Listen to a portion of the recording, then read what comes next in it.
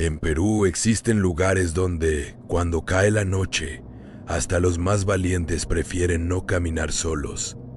Esta noche vamos a conocer algunas de las leyendas urbanas más aterradoras del Perú. Historias que quizás sean solo leyenda o quizá escondan algo que todavía no podemos explicar. Esta es la historia de Ciro Amodeo, taxista limeño que en 1992 vivió el encuentro que dio origen a la leyenda de la mujer vampiro de Barranco. Esta es su historia.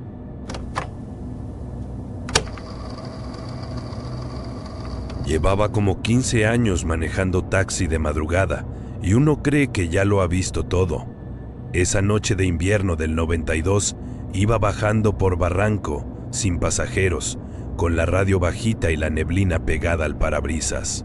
Eran más o menos la 1:30 cuando la vi, parada sola en la avenida Bolognesi, con la mano levantada. Me detuve. Era una chica joven, 22 años calculo, delgadita, vestida de negro. Tenía un pan con hamburguesa en la mano, como si viniera de algún lado comiendo. Se subió adelante, cosa que ya me pareció rara, porque las mujeres solas casi siempre se sientan atrás. A la encantada, en Chorrillos, me dijo. Pero antes, ¿me da la vuelta por una calle en Surco? Le voy a llevar comida a mi hermana. No le vi problema. Arranqué. Ella se quedó callada, mirando por la ventana, mordisqueando su pan. Yo prendí conversación como siempre hago, para pasar el rato. Le pregunté de dónde venía, qué hacía tan tarde. Contestaba cortito, sin mucho interés. De pronto, sin que viniera al caso, me preguntó, ¿alguna vez ha comido carne humana? Me reí, pensé que era broma de esas que hacen los chibolos para asustar al taxista. Le seguí la cuerda. No, señorita, hasta ahorita no me ha tocado, le dije. Ella no se rió. Me miró serio y repitió la pregunta, como si de verdad quisiera saber. No es broma. Yo sí he comido. Ahí se me bajó la sonrisa. La miré de reojo por el espejo y seguí manejando, tratando de no darle mucha importancia, pero el estómago se me empezó a apretar. Ella se subió la manga del brazo izquierdo y me mostró algo oscuro, pegajoso, que le corría por la piel. Mire, tengo sangre, me dijo, bien tranquila. ¿Usted cree en los vampiros? En ese momento ya no supe qué contestar.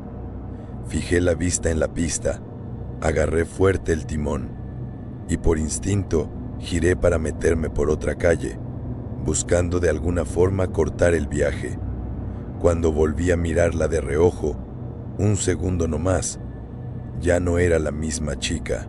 Tenía la cara arrugada, la piel como cuarteada, con marcas de arañazos por el cuello y los brazos, los ojos hundidos, mirándome fijo.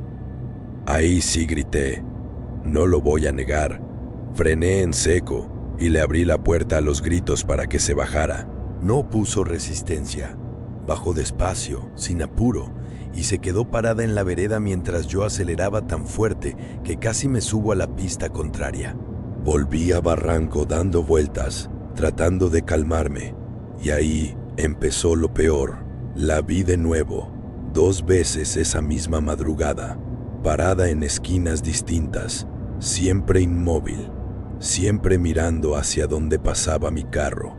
No paré por nadie más esa noche. Ya amaneciendo, estacioné cerca de mi casa y me quedé un buen rato sentado, con las manos temblando en el timón, sin poder bajarme. Han pasado más de 30 años y todavía, cuando manejo de noche por Bolognesi, evito recoger pasajeros que suben solos, en silencio, con la mirada perdida. En Chorrillos se cuenta que en el túnel de la playa La Herradura ronda el fantasma de un anciano cojo que perdió una pierna y la vida al ser atropellado ahí mismo hace muchos años. Como nadie reconoció su cuerpo, lo enterraron sin nombre y desde entonces dicen que se aparece a los conductores y transeúntes que cruzan el túnel de noche, sobre todo cuando van solos. Esta es la historia de Rómulo.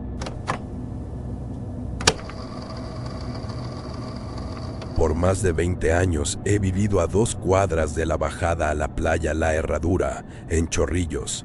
Trabajo desde chico en el mar, sacando pescado con un bote pequeño que hereda de mi papá, y para llegar al muelle tengo que cruzar, sí o sí, ese túnel viejo que todo limeño conoce. Esa madrugada de marzo salí más temprano de lo normal, como a las 4:30, porque el mar estaba bueno y quería ganarle a los demás pescadores el mejor sitio. Bajé caminando desde mi casa, con mi linterna en una mano y el termo de café en la otra. El túnel, a esa hora, está completamente solo. No pasa ni un carro. Entré caminando por el borde, pegado a la pared, como hago siempre, para no arriesgarme si viene algún vehículo rápido. A la mitad del recorrido, el foco de mi linterna empezó a parpadear. Se apagaba y prendía sin que yo tocara nada. Le di unos golpecitos, pensando que era la pila floja, y volvió a funcionar normal. No le di mayor vueltas. En esa zona siempre hay humedad y los aparatos fallan. Seguí caminando y fue ahí que escuché los pasos. No los míos, otros pasos, arrastrados, como de alguien que cojea, que viene detrás de mí, a unos metros. Me detuve en seco. Los pasos también se detuvieron. Volteé la linterna hacia atrás y no vi a nadie, solo el túnel vacío, con esa neblina que siempre se mete desde el mar. Pensé que capaz era algún vecino que también iba camino al muelle, así que grité, medio en broma, medio nervioso. ¿Quién anda ahí? Le hago sitio para el café si quiere. Nadie contestó.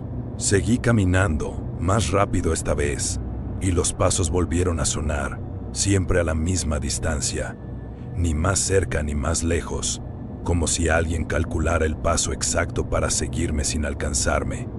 Sentí que el pecho se me apretaba, y ahí decidí no voltear más, solo avanzar. Fue en ese momento que noté algo raro en el sonido. No eran 2 pies normales.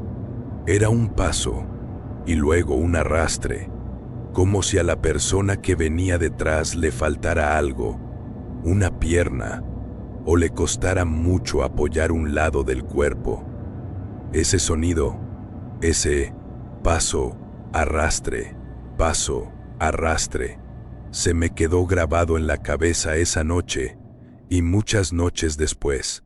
Llegué casi corriendo a la salida del túnel, donde ya se ve la playa y las luces del muelle. Ahí sí me detuve, di la vuelta y apunté la linterna hacia adentro. El túnel estaba vacío, silencioso, como si nunca hubiera pasado nada. Me quedé parado un rato, respirando fuerte, sin entender bien qué había escuchado. Un compañero pescador, Aurelio, que ya estaba preparando su bote, me vio la cara y me preguntó qué me había pasado. Le conté lo de los pasos, lo del arrastre, y en vez de reírse de mí, se puso serio.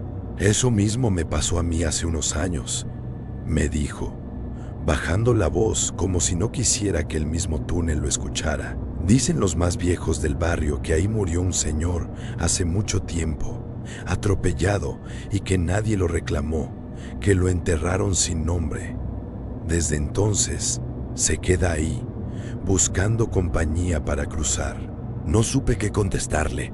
Terminamos de alistar los botes y salimos a pescar como si nada, pero yo no dejaba de mirar hacia la boca oscura del túnel, ahí atrás, en la orilla.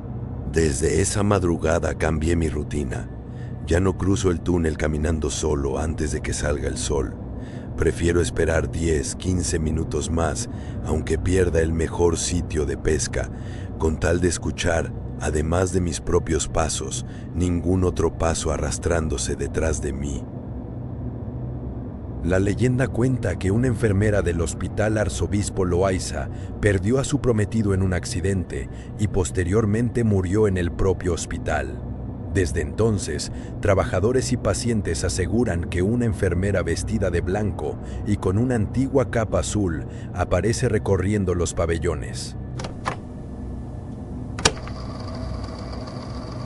Me llamo Rosa Elena Machuca y llevo 18 años trabajando de enfermera. La mayoría de ese tiempo, en el turno de la noche en el Hospital Arzobispo Loaiza. Ahí en el centro de Lima, uno se acostumbra a los pasillos vacíos, al eco de los pasos, a esa quietud que solo se siente entre la medianoche y las 4 de la madrugada. Pero hay una noche que no se me ha borrado, por más años que pasen.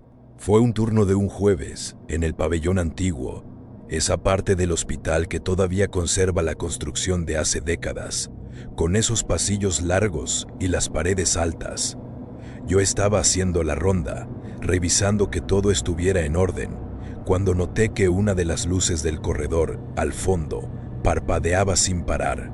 Pensé que era un tema eléctrico, algo común en esa parte tan antigua del edificio, así que seguí caminando hacia allá para avisar a mantenimiento. A medio camino sentí un cambio en el ambiente, como si de pronto hiciera más frío, un frío que no venía de ningún lado en particular, solo se sentía en el aire.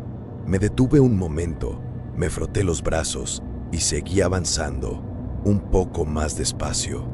Fue entonces que la vi, al fondo del pasillo, parada frente a una de las puertas.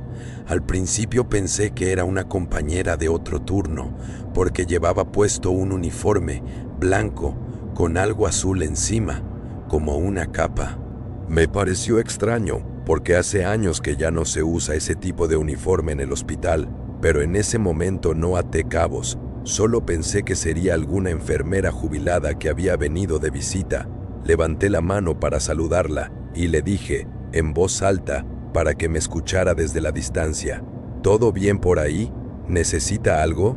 La figura no se movió, no contestó. Seguí caminando hacia ella, y fue recién a unos metros de distancia que noté algo que se me quedó grabado para siempre. La postura del cuerpo no tenía cabeza. El cuello terminaba ahí, en los hombros, sin nada arriba. Y aún así la figura seguía de pie, quieta, como esperando. Me paralicé por completo. No podía moverme, no podía gritar. Solo me quedé viéndola, con el corazón latiéndome tan fuerte que sentía el pulso hasta en los oídos.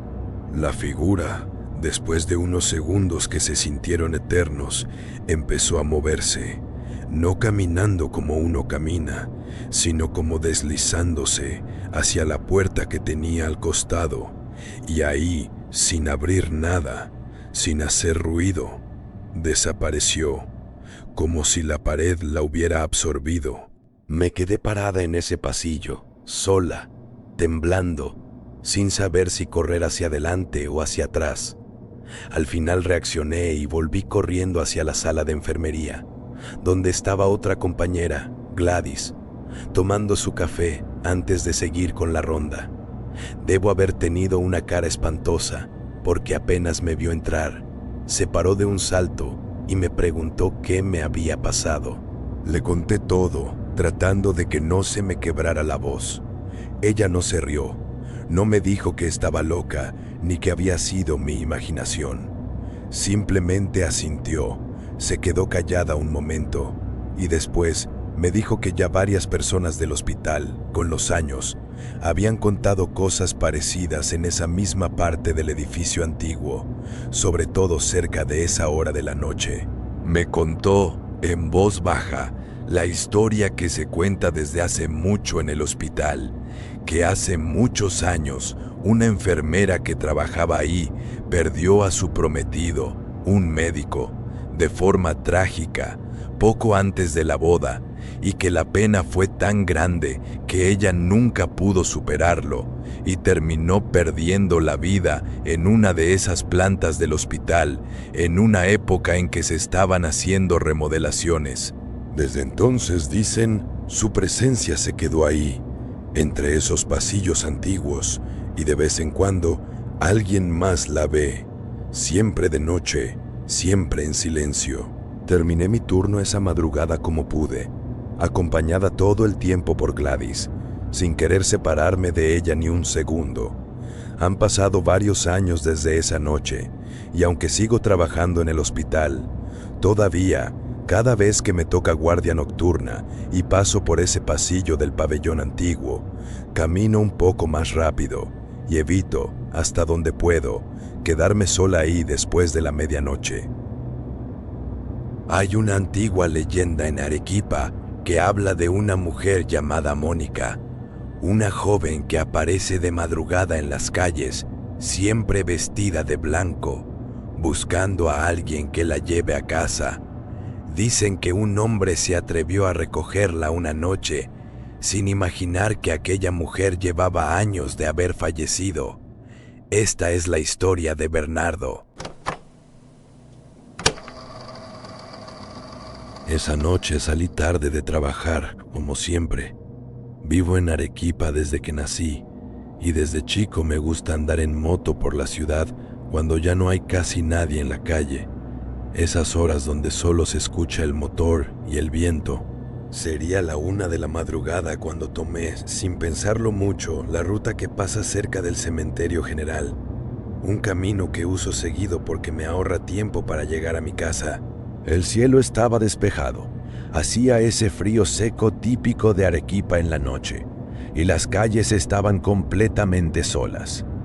Iba tranquilo, bajando la velocidad en una curva, cuando la vi, una chica parada al borde de la pista, cerca del muro del cementerio, con un vestido claro que resaltaba en la oscuridad.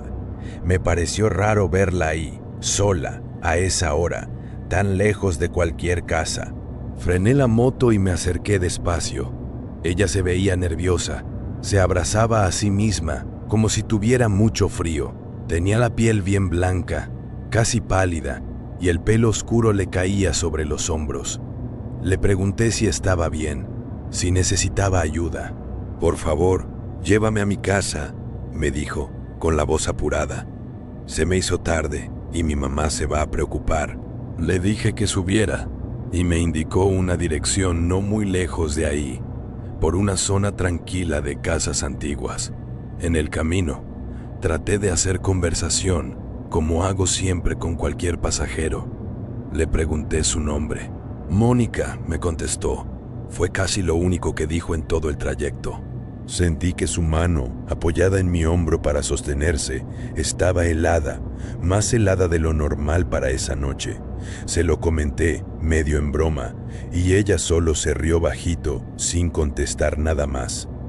Como la vi temblando, me quité mi chaqueta de cuero y se la di, para que se cubriera el resto del camino. Llegamos a una casa vieja, de fachada blanca, con un jardín pequeño al frente. Se bajó, me agradeció, y quedamos en que yo pasaría al día siguiente, después del mediodía, a recoger mi chaqueta. «Ahí voy a estar», me dijo, sonriendo, antes de entrar. Me fui tranquilo, sin darle mayor vuelta al asunto, pensando que había sido un buen gesto ayudar a alguien que lo necesitaba. Al día siguiente, como quedamos, volví a esa misma casa. Toqué la puerta un par de veces y me abrió una señora mayor, con el semblante serio. Le expliqué que venía a buscar mi chaqueta, que se la había prestado a Mónica la noche anterior. La señora se quedó viéndome fijo, sin decir nada por unos segundos que se sintieron eternos. «Aquí no vive ninguna Mónica», me dijo al fin. «La única Mónica que vivió en esta casa era mi hija, y ya no está con nosotros desde hace varios años». No entendí bien a qué se refería, y se lo dije.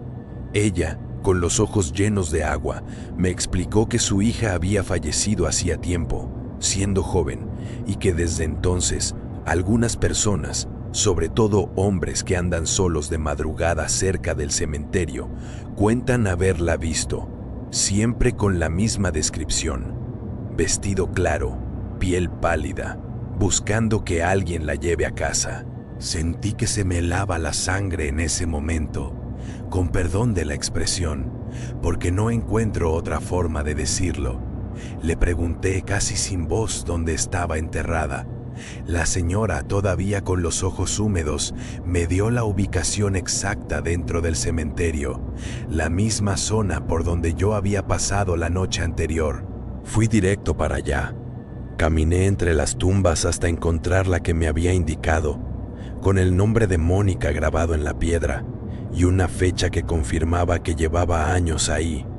Y encima de la lápida, doblada con cuidado, como si alguien la hubiera dejado apenas un momento antes, estaba mi chaqueta de cuero. Me quedé parado ahí un buen rato, sin poder moverme, sintiendo el mismo frío que había sentido en su mano la noche anterior, ahora subiéndome por todo el cuerpo. No toqué la chaqueta, la dejé ahí, sobre la tumba, y me fui caminando, sin voltear ni una sola vez. Desde esa madrugada cambié la ruta para volver a mi casa. Ya no paso cerca de ese cementerio, y menos de noche, y cada vez que alguien menciona el nombre de Mónica, siento ese mismo frío recorriéndome, como si ella todavía estuviera esperando que alguien más la lleve a casa.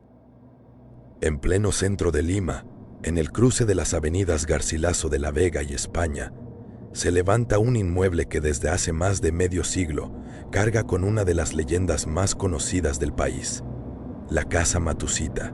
Se cuenta que ahí penan almas desde tiempos coloniales, que hubo tragedias entre sus antiguos dueños y que quien se atreve a subir al segundo piso puede terminar viviendo experiencias que no logra explicar.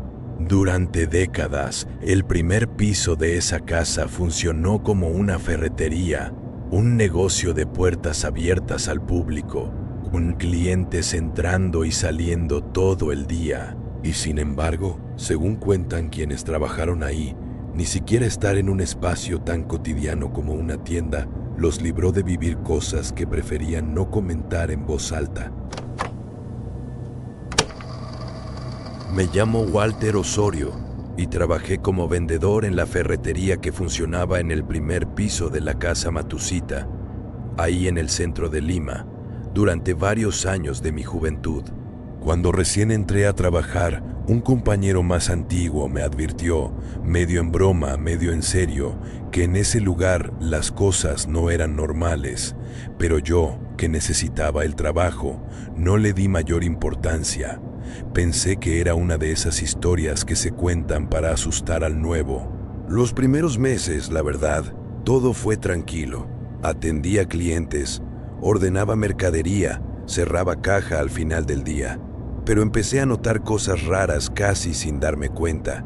Pequeños detalles que al principio uno deja pasar. La radio que teníamos siempre prendida en el mostrador para acompañar el trabajo se apagaba sola, sin que nadie tocara nada.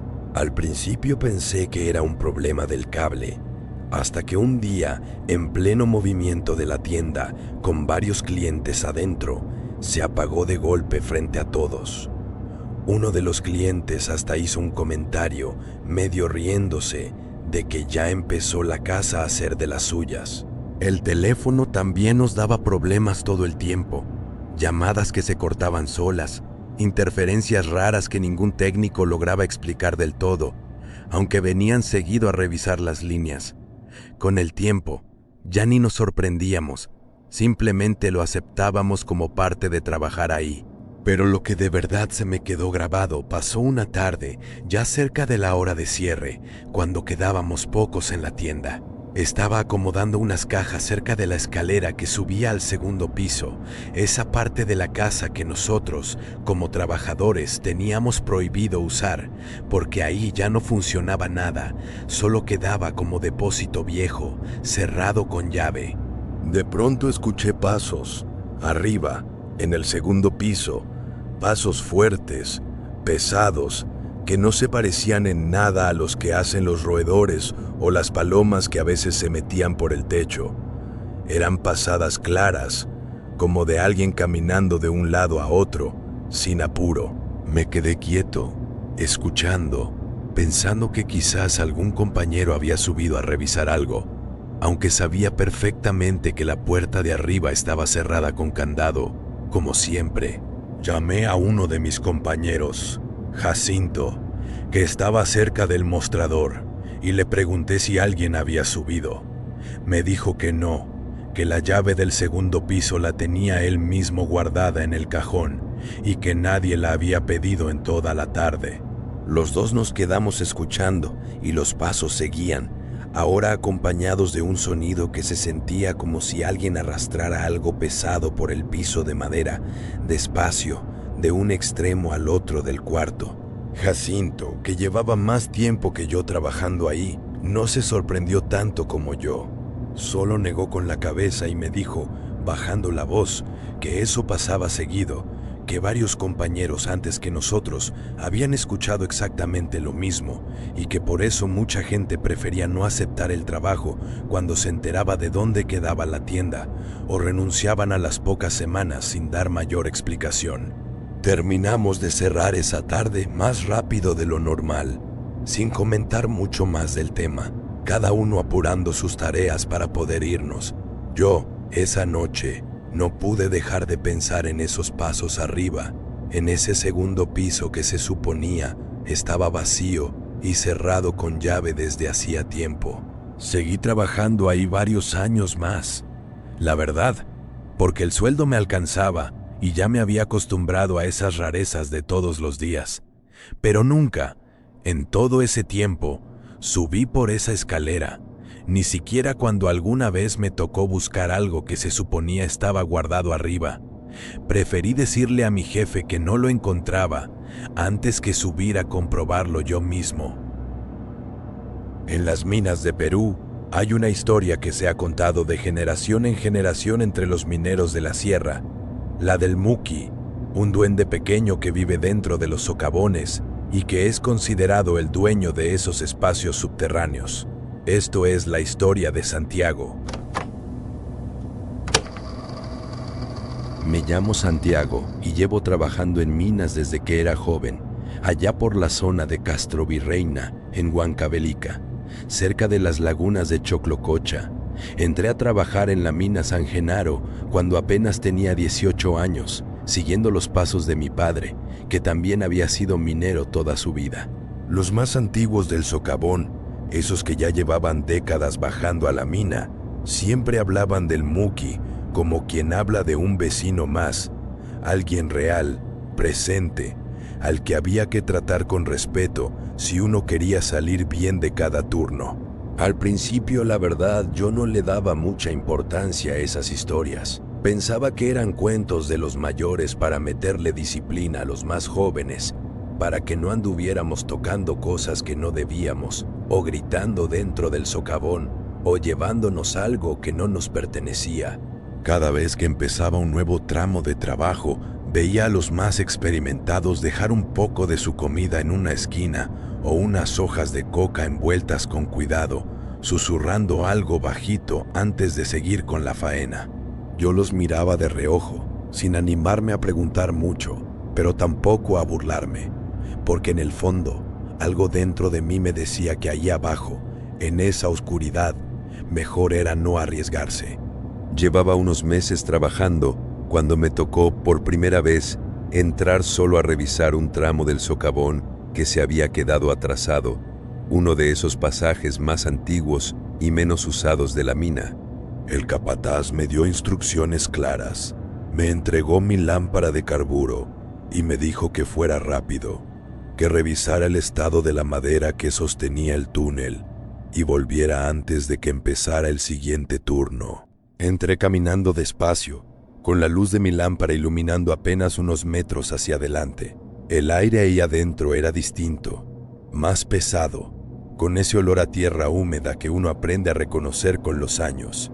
Avancé varios minutos, revisando la madera, golpeando algunas vigas para comprobar que aguantaran bien, hasta que llegué a una parte del túnel donde el camino se dividía en dos.